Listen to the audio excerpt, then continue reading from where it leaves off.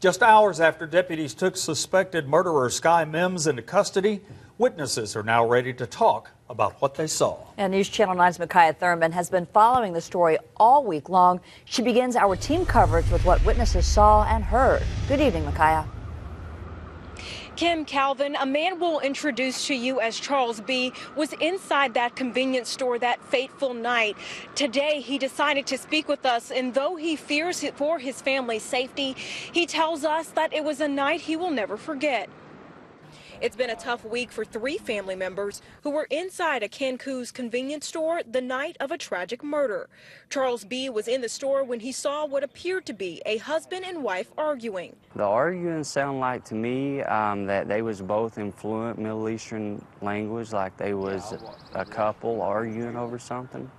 And the reason I say that is because while I was in the restroom, I heard him and her both arguing. That couple turned out to be store clerk Deke Chaudhari and a woman police identify as Skyy Mims. I was face to face, closest me to you to him at first when I first walked in the store, and then I was as close as me to you to the lady that murdered him.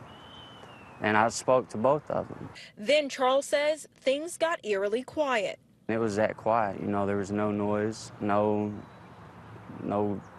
no sounds of violence at all. Moments later, he says he saw a woman come out of the storage closet demanding that he and his family leave the store. She just tells him, you got to leave, in a Middle Eastern accent. You got to leave. There's a family emergency. Charles admits he wasn't happy with her tone and got into a verbal altercation with Mims, who had completely covered her face with a hat and sunglasses. She kind of got irate with me, so I got irate back with her. Charles says he eventually left the store, but turned around once he got home and realized he had forgotten his debit card.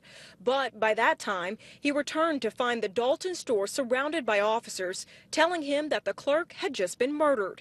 Now Charles is left with questions. How that lady got past me to do that and to do it so silently, I mean, it's like a baby could have slept through that.